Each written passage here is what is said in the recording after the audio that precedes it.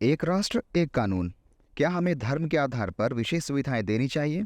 यदि आपका जवाब नहीं है तो यह वीडियो निश्चित रूप से आपके लिए ही है। क्या आपने HUF हिंदू अनडिवाइडेड फैमिली के बारे में सुना है? अगर कोई हिंदू परिवार एक पारिवारिक इकाई के रूप में एक साथ रहते हैं तो इसे HUF कहा जाता है। HUF के आधार पर ऐसे हिंदू परिवार को टैक्स में राहत मिलती है। मूल रूप से वो पैसा बचा सकते हैं।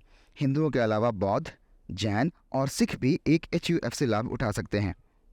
तो आप सोच रहे होंगे कि HUF के आधार पर कोई कैसे पैसे बचा सकता है। चलिए इसे एक उदाहरण से समझते हैं। मान लीजिए कि एक व्यक्ति की सैलरी 20 लाख रुपए है।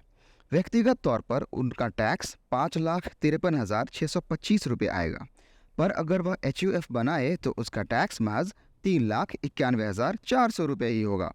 इस तरह उनको 1,54,500 रुपये की टैक्स बचत होती है। वाह, सच में अद्भुत है ना।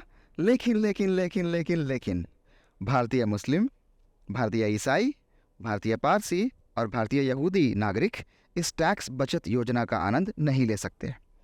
हो। तो क्या आपको नहीं लगता है कि यह हिंदुओं, बौद्धों, जैन और सिखों को उनके धर्म के आधार पर दिया गया खास विशेषाधिकार है? एक राष्ट्र एक कानून, ठीक बात है, बहुत बढ़िया। तो जब समान नागरिक संहिता लागू होगी तब क्या HUF टैक्स बचत योजना को हटा दिया जाएगा? या फिर मुसलमानों, ईसाइयों, पारसियों और यहूदियों को भी इस योजना में शामिल कर लिया जाएगा ताकि वे भी इस टैक्स बचत का लाभ उठा सकें और अपना पैसा बचा सकें?